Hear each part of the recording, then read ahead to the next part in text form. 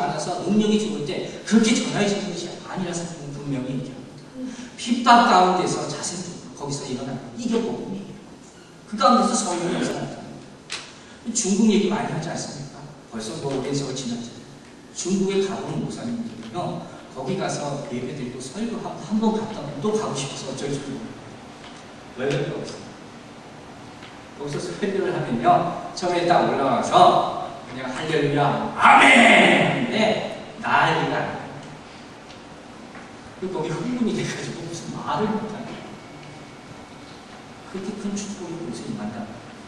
이런 생각 없어요. 그 사람들이 편하게 예수 믿었습니다. 그렇지 않습니다. 핍박 가운데서, 그 모진 핍박 가운데서 뜨거운 복음의 열정이 타오르는 힘준 거예요. 자, 그렇다면 오늘 우리는 이것을 보면서 무슨 생각을 해야 되냐. 오늘은 제가 핍박 얘기는 안 하려고 합니다. 그럼 핍박, 맨날 받는 핍박, 힘들어 죽겠는데 또 우리도 핍박을 받아야 되나, 그런 얘기를 하지 않고, 제가 이것을 보면서 굉장히 부러운 마음이 하나 들었어요.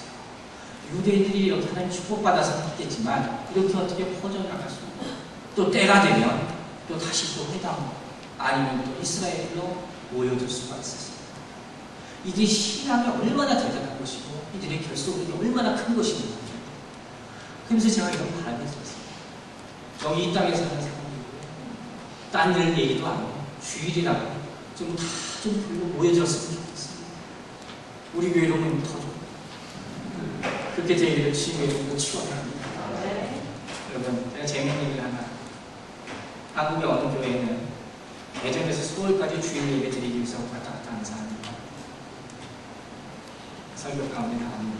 그런데 이분이 거기 대전에서 서울까지 거기서 뭐 기차 생겨서 뭐 빨리 간다 이런 얘기 할 수 있지 뭐 쉬운 거 아니잖아요. 왜 거기 그렇게 가겠습니까?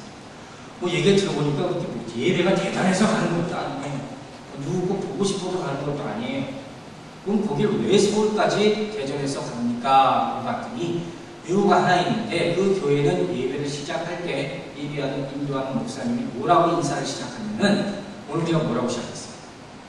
여러분 좋습니까? 한다는 거예요. 그럼 내가 이렇게 좋습니까? 하면 뭐라고 얘기하겠어요? 그렇지. 그 사람들 그렇게 얘기합니다. 그게 공식이에요. 여러분 좋습니까? 하면 좋습니다 한다는 거예요.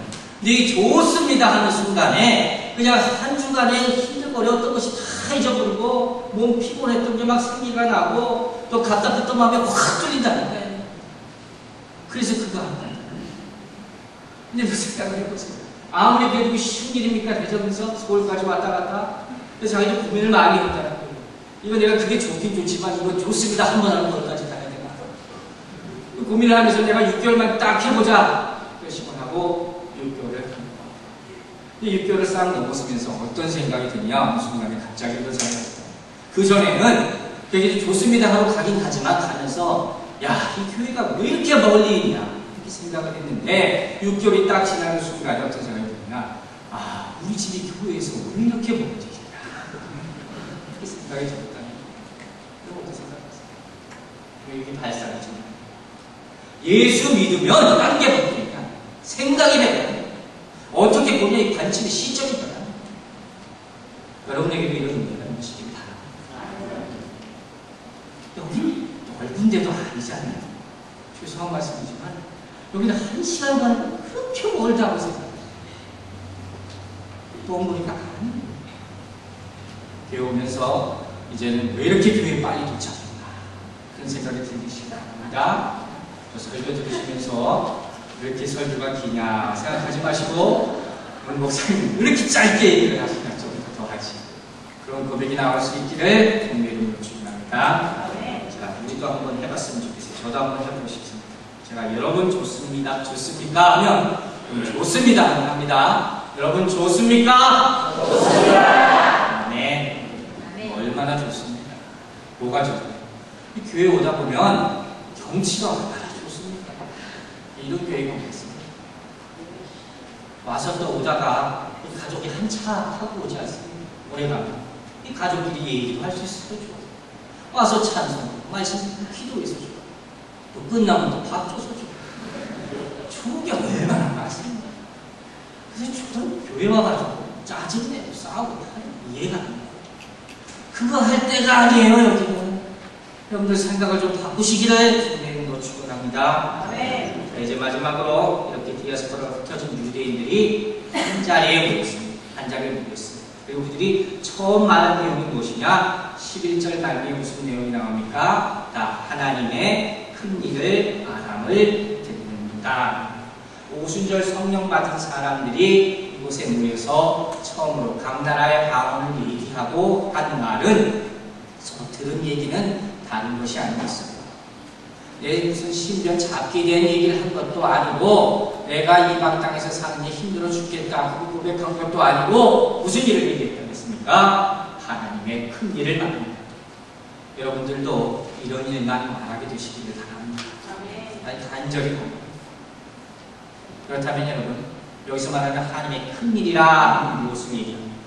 이 하나님의 큰 일이라 하는 것은 하나님께서 예수 그리스도를 통해서 이 땅에 이루신 구원의 역사를 말하는 거예요. 더 주의 얘기하면 예수 그리스도를 믿음으로 말미암아 구원받는다 하는 진실, 간단히 명료한 확실한 진실을 이야기하는 거예요. 이 사람들에게는요, 지금 복잡한 이야기 듣고 할 틈도 없어요. 지금 각 나라 방언으로 다 얘기하고 있는데 무슨 딴 얘기를 어찌 할 수 있겠습니까? 오직 하나님의 큰 일을 말합니다. 그럼 이게 뭐예요? 하나님의 큰 일이라는 게 뭡니까? 예수 그리스도께서 우리 죄를 위하여 십자가에 못 박히시고 계속하시고 흘리신 피를 우리가 은혜로 받아들일 때 그런 말미암아 우리가 죄 사함을 받고 영생을 얻을 수 있습니다. 이게 복음입니다. 다른 복음은 없습니다.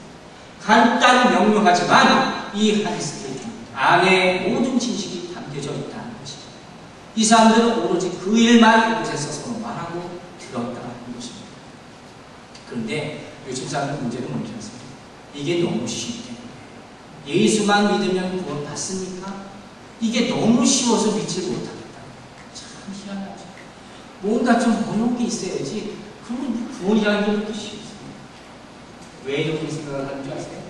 우리는요, 뭘 선물로 그냥 받으면요, 받을 때는 좋아하면서도 마음 한 구석이 꺼내지게요. 왜? 내가 뭐도 줘야 되니까.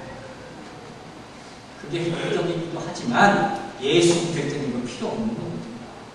이거는 은혜예요. 선물이에요. 받으면 받은 바대로 아멘하고 내가 덥석덥석 못해요. 근데 그냥 믿기만 하면 된다니까 괜히 펀치해서 믿는다는 거예요. 그러나 왜 이렇게 쉽게 주셨습니까? 여기 바로 하나님의 사랑이 가운데 포함됩니다. 왜냐하면 구원이라는 것은 어떤 특별한 계층에만 딱 포함된 것이 아닙니다. 구원을 얻는다 하는 것은 내가 무지무지하게 노력하고 고생을 하고 고난당하고 핍박당하고 무슨 평생 동안 고행한 끝에 그래도 안 되는 그런 돈이 아니야. 그래서 받을 돈이라고 하는 그것을 왜 내가 기대하고 어떻게 받을 수 있겠습니까? 이 가운데 누가 구원을 받을 수 있겠냐는 것입니다. 여러분, 구원은 모든 사람에게 편만하게 임할 수 있는 것입니다. 문제는 우리가 이것을 받아들이기만 하면 바로 이 사실을 누군가가 아는 것입니다. 세상 각 나라에 퍼진 구원의 역사입니다. 오늘 이 구원을 받으시는 여러분 되시기 바랍니다. 이 구원이 온 세계에 퍼질 수 있기 위해서 기도하시는 여러분들과 저가 되기를 주님의 이름으로 축원합니다.